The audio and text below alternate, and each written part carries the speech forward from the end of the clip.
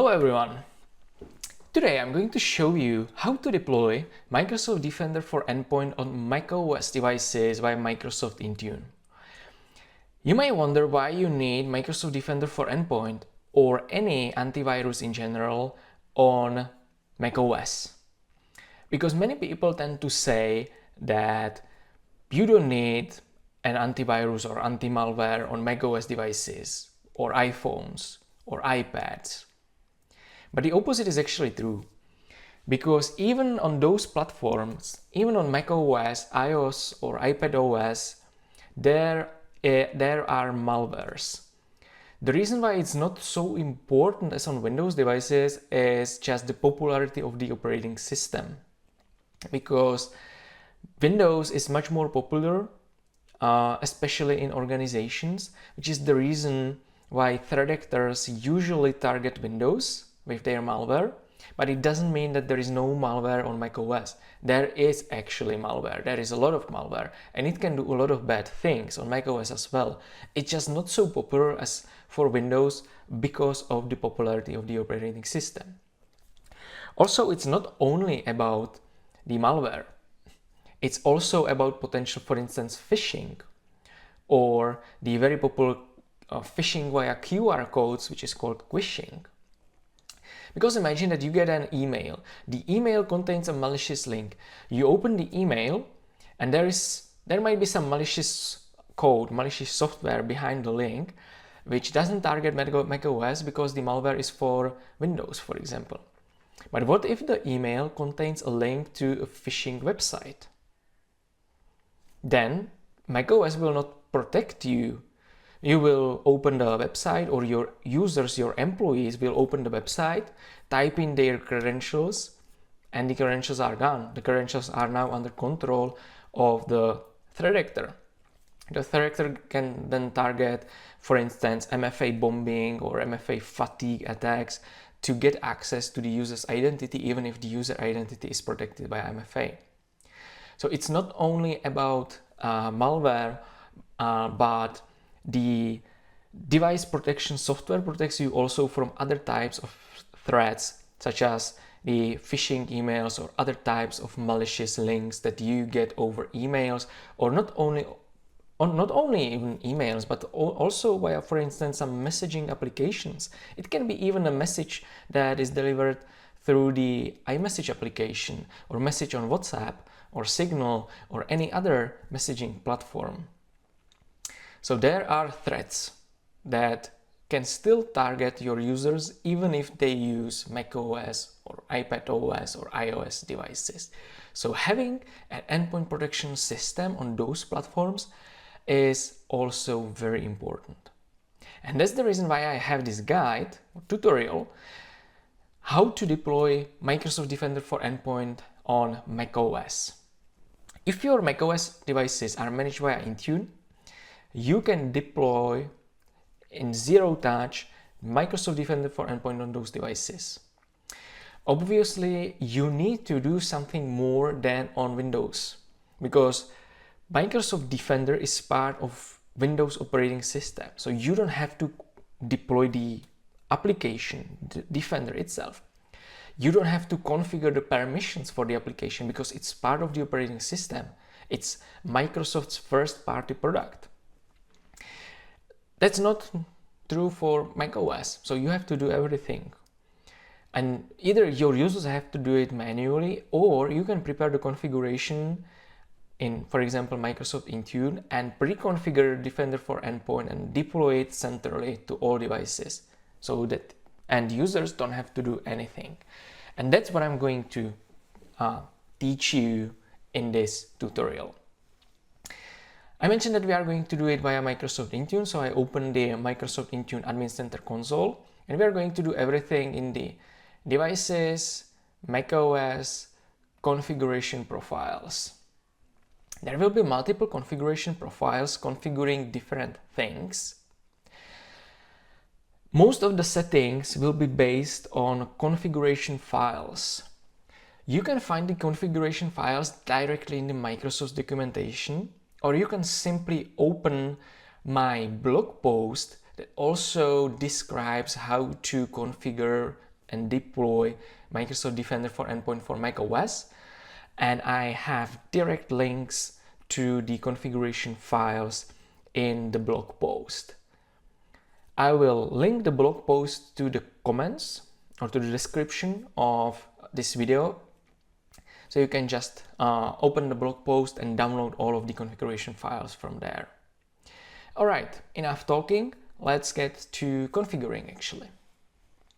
So first we are going to create a new policy with the type of templates, and template name will be extensions.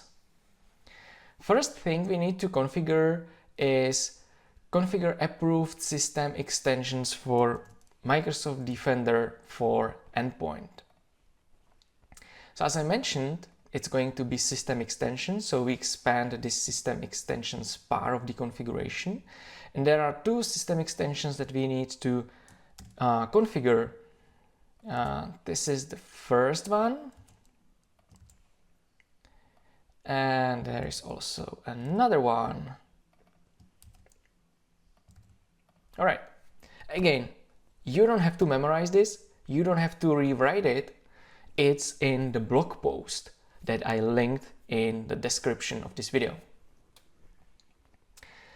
So then we click next and we deploy it to all devices. Next, and we can click create. Now we are maybe wondering why it's not here. It's just the graphical interface that's not refreshing. So I click the refresh button and it appears here. All right, so we have system extensions configured. Next thing we need to do is allow background services. So again, we create a new profile. It will be type of templates, and now it will be a custom template name, custom profile. I mentioned that it's going to be background services, so it will be also the name of the policy. Here the configuration profile name will be the same. It can be anything, literally. I usually just paste the same here. The deployment channel will be device channel. And here we need to select the configuration profile file. I have it already downloaded here. So I select the background services configuration profile file.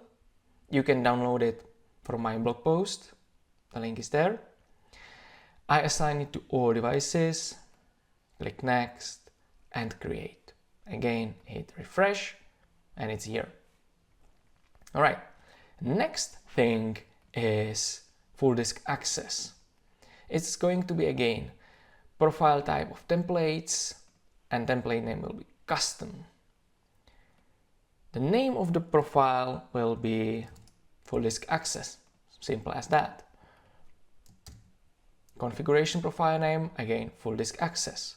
Deployment channel, again device channel, it will be the same for all. And we need a configuration profile again. I have it also here. Again, it's in the blog post, so you can download it directly from there. You can click next, add all devices, and create.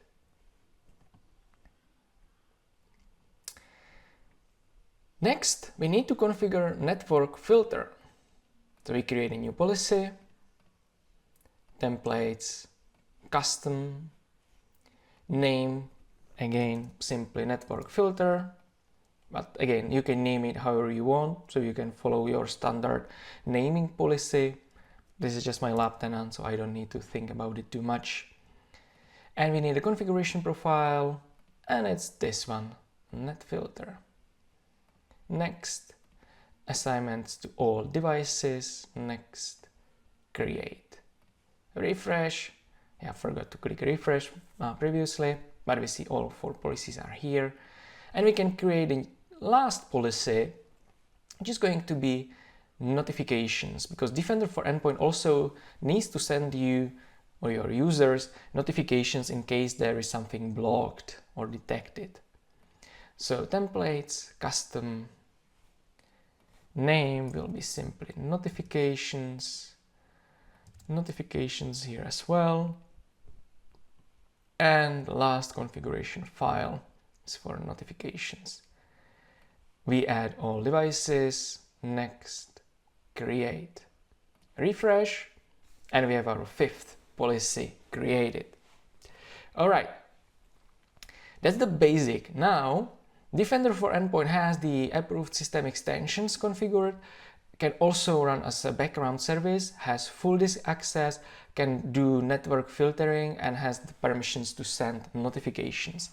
It's configured for all of your devices now, so it doesn't ask users to manually approve or give the application these permissions because it's centrally configured, and that's the ultimate goal.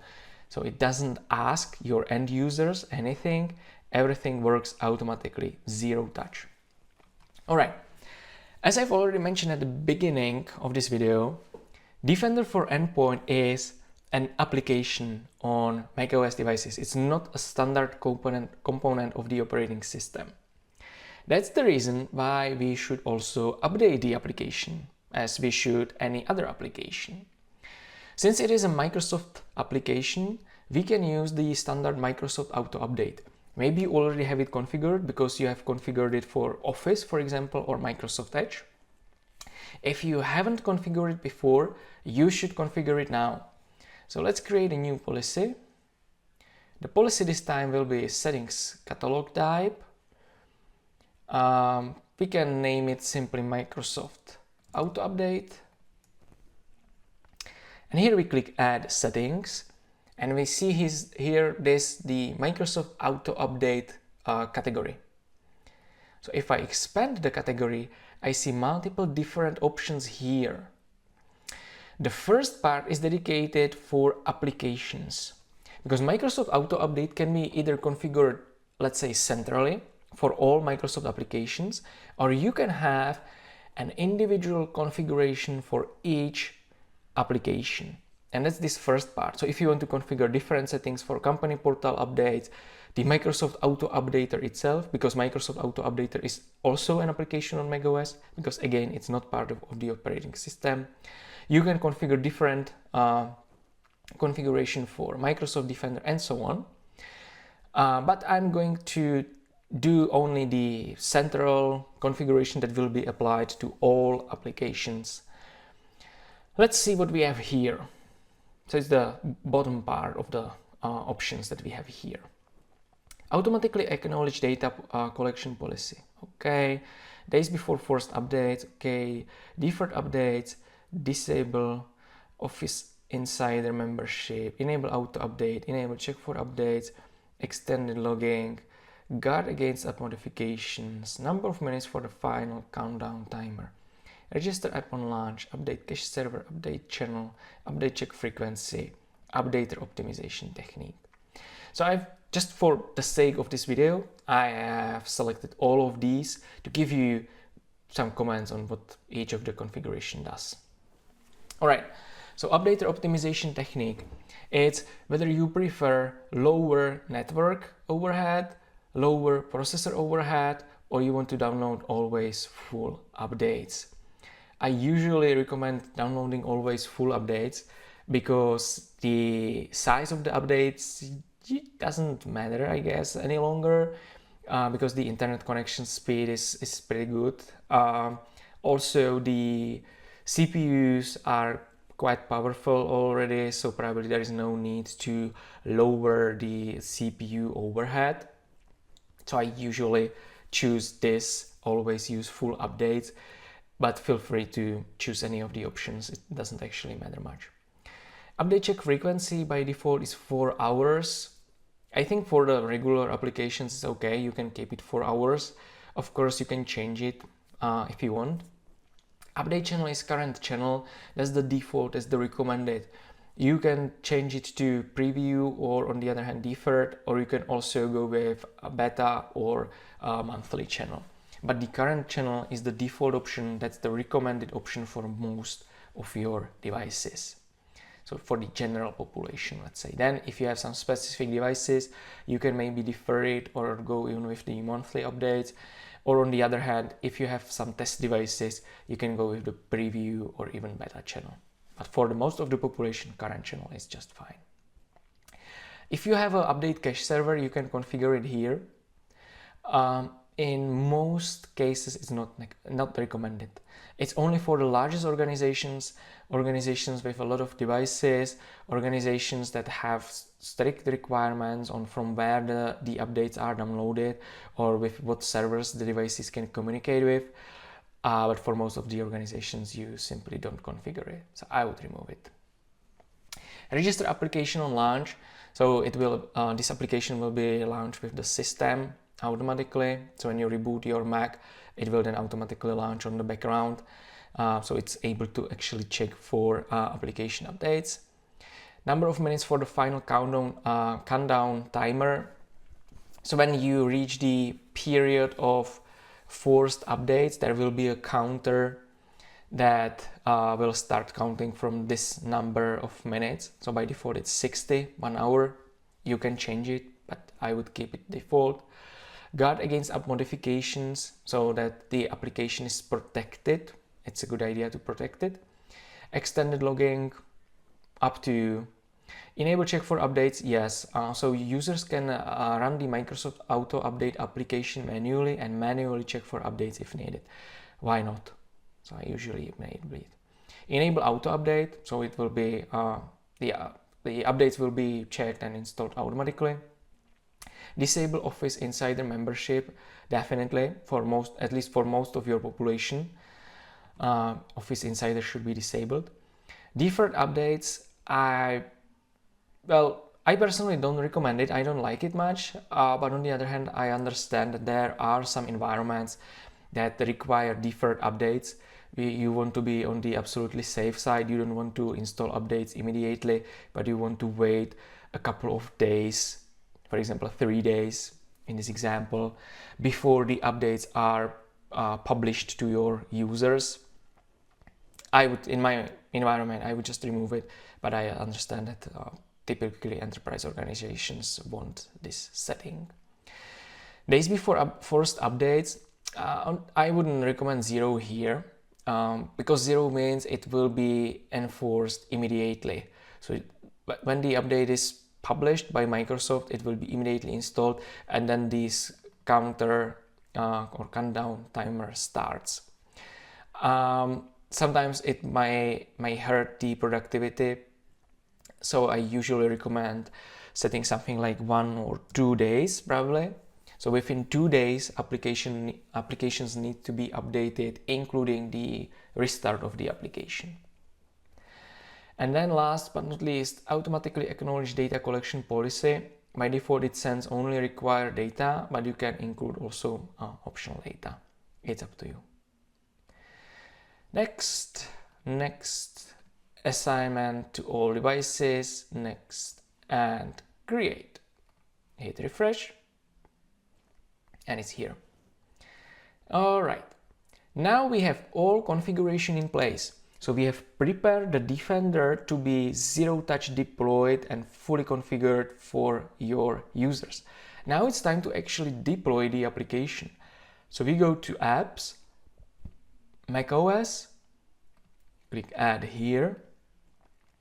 And if you open this app type drop-down menu, you will directly see here the Microsoft Defender for Endpoint application, which is awesome because we don't have to configure anything. It's all pre-configured, pre-created here. You don't have to change anything here. So you can just click Next and assign it to our devices. The configuration that we can deploy directly to all devices because it doesn't hurt, it doesn't change anything, it doesn't impact your end users. This application deployment will start doing something on end devices, so it may potentially affect end users. So personally, I would start with some smaller test group of devices or users and then expand the coverage over some time in some waves. On the other hand, if you are a small organization and you can afford deploying it everywhere, you can go ahead and add all devices. This is my lab environment, so it doesn't hurt. I would go with all devices right away. Next, create. And that's all. Now you have Defender fully configured and fully deployed to your devices. This deployment is zero touch, so the users will not be asked anything. It's fully transparent for your end users. That's all from my side for today. I hope you liked it. Please like the video if you like it, share it with your peers, with your colleagues, with your friends. And don't forget, I have a weekly newsletter. You can subscribe to the newsletter on Spotify, Apple Podcasts, or YouTube. The newsletter is in the form of a podcast that's released every weekend. So if you want to stay updated with the latest news from the world of IT and cybersecurity, don't forget to subscribe to my podcasts as well. And follow also my blog, Cybersecurity World, or my personal profiles on LinkedIn and Twitter, where I regularly publish some interesting tips and tricks and news and everything that I find useful. That's really all from my side for today. Thanks again for watching and see you next time.